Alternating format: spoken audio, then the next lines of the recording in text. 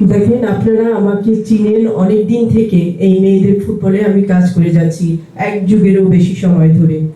আমি কখনোই দেশি কোচ বিদেশি কোচ যেই থাকুক, এটা টেকনিক্যাল পার্ট, এই ব্যাপারে আমি ইন্টারফেয়ার করি না।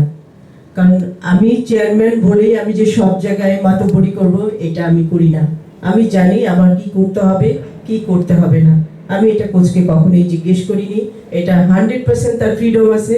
সে কাকে সিলেক্ট করবে কাকে করবে না, সে সেটাই করবে। আমরা যেরকম রেজাল্ট চাই, কোচও রেজাল্ট চায়, কারণ এটাও তো তার প্রোফাইলে অ্যাড হবে। কোনো কোচে কিন্তু চায় না যে রেজাল্ট খারাপ হবে, কারণ ওইটা তারই ডিসক্রেডিট। সো টিম যখন তৈরি করবে কোচ, সে ভালো প্লেয়ার নিয়েই করবে এবং রেজাল্টের জন্যই করবে। আমি কোচকে কিছু কখনোই জিজ্ঞেস করি না, এখনো করি নাই। কারণ কোচের 100% ফ্রিডম আছে এই টেকনিক্যাল ব্যাপারগুলোতে কাজ করার, এবং তার স্বাধীনতা আছে। সেই স্বাধীনতা রেখেই আমি কাজ করি, আমি তাকে কিছু বলি। আমার জানার কথা সেটা হচ্ছে, আমি একটু শেষ করি দাঁড়াও। এটা হচ্ছে আপনি নিজেই হচ্ছে একটা বড় ইনিশিয়েট নিয়েছিলেন যে 18 জন বিদ্রোহ করেছিল যে প্লেয়াররা, বাইরে একটা ঘটনা ঘটেছে, এই 18 জনকে ফিরিয়ে আনার ব্যাপারে আপনি নিজে ইনিশিয়েট নিয়েছেন এবং এই 18 জনই বলেছে যে কিরণ আপার কথাতেই আবার হচ্ছে তারা খেলতে সম্মত হয়েছে কোচের অধীনে। যখন বিষয়টা এখানে আপনারা সুরাহা করে দিলেন, এরপরে আসলে কোচের তো নিশ্চয়ই একটা ব্যাখ্যা থাকতে হবে। আপনি পাঁচটা প্লেয়ারকে বাদ দিয়ে দিচ্ছেন, কিন্তু তাকে আপনি তার ক্যাম্পেইনে দেখলেন না, কোনো কিছুই জাজ করলেন না। বাদটা দেওয়ার কারণটার ব্যাখ্যাটা তো নিশ্চয়ই আপনারা চাইতে পারেন। স্পেশালি এখানে সাবিনার মতন একটা প্লেয়ার যখন থাকে, আফিদা নিজেই বললো যে একজন লিজেন্ডারি প্লেয়ার, এটা আমরা সবাই জানি, ওর কন্ট্রিবিউশন কি সবকিছুই আমরা জানি।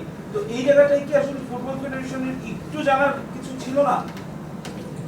আবার এখানে কোচ উপস্থিত আছে, আপনারা ওকেই জিজ্ঞেস করেন যে ও কেন ওদেরকে সিলেক্ট করেনি, নিশ্চয়ই ব্যাখ্যা দিবে।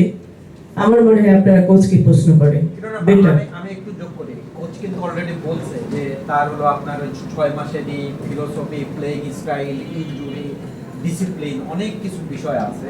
কিন্তু এই পাঁচটা প্লেয়ারটা সে হলো স্বাধীনভাবে সিলেক্ট করবে, আমরাও চাই, হ্যাঁ সে করছে। কিন্তু যেহেতু এখানে একটা আনএক্সপেক্টেড ঘটনা ঘটে গিয়েছিল আসলে, তাই না, যেটা কারোরই কাম্য ছিল না, হ্যাঁ এটা আমাদের কাছেও আনএক্সপেক্টেড ছিল। সেই প্রেক্ষিতে ধরেন যে মেয়েরা বাদ করছে তারা ব্যাক টু ব্যাক সাপ জিতে আসছে, হ্যাঁ তারা কি হলো আপনার 23-এ না থাকে যে আপনার প্রিলিমিনারি স্কোয়াডে কি তাদের ডাক পাওয়ার যোগ্যতা নাই, আসলে ছিল না। আমি বললামই আসলে। আর এই জিনিসটা হচ্ছে যে তাদের এই যে ধরেন যে তারা যে তাদের কন্ট্রিবিউশন যেটা, তারা কি এইভাবে আর কি ন্যাশনাল টিম থেকে আউট হয়ে যাবে আসলে? এটা কেন আউট হবে? ন্যাশনাল টিম থেকে আউট হবে না। এটা কি একটা মানে ব্যাড ইনস্ট্যান্স দাঁড়াই যাবে না তাহলে, যে আসলে ওরা নো ডাউট ভাই আপনারা যেভাবে দেখছেন জিনিসটা সেরকম না। তাদের পক্ষে আমি বলছি না, তারা খুবই যে কাজ করছে আনএক্সপেক্টেড, আমরাও ই করি, কিন্তু তাদের একটা শুধরানো বা তাদের একটা ওয়েল এক্সিট মানে দিয়ে দেওয়া এটা বেটার হতো না? ভাই এখানে মনে হচ্ছে সেই পুরনো রাগ ও প্রতিশোধ এটা এখন সাস্টেনেবল একটা চঞ্চল ভাই, আমি প্রফেশনালিজমে বিশ্বাস করি। ব্যাড এক্সাম্পল অনেক কিছুই হয়, বাট সবকিছু সবভাবে দেখা যাবে না। আপনি যখন প্রফেশনালিজমে বিশ্বাস করবেন, তখন আপনাকে সেই পথেই হাঁটতে হবে। আর সেই পথে হাঁটতে গিয়ে কিছু পজিটিভ হবে, কিছু নেগেটিভ হবে, সেটা কিছু করা যাবে না। বাট আমি আমার প্রফেশনের বাইরে যেতে পারবো না। আমি যেহেতু ইন্টারফেয়ার করি না, আমি করব না, এটাই স্বাভাবিক এবং এটাই ইন্টারন্যাশনাল রুলস। আমি তার বাইরে কাজ করব না, ঠিক আছে? না বাস আমার অন্য এই বিষয় না। এই যে যেই মেয়েগুলো পরপর দুইটা সাপ এনে দিল, এদের এক্সিটটা কি আসলে এরকম হওয়া উচিত ছিল কিনা, এটা জাস্ট এটার সাথে আপনি মিলিয়ে না।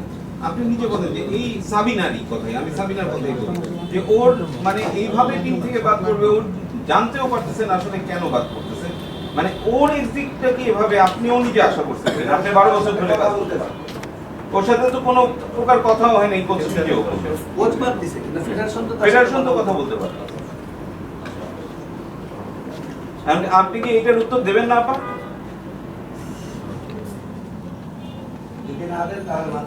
না না দেবেন না কেন আপা? আপনারা তো প্রেস কনফারেন্স রাখছেন, প্লিজ ওয়েট ম্যান আপা, এটা তো প্রেস কনফারেন্স রাখছেন, আপনারা উত্তরটা দিয়ে দেন। coach, we should back to this set.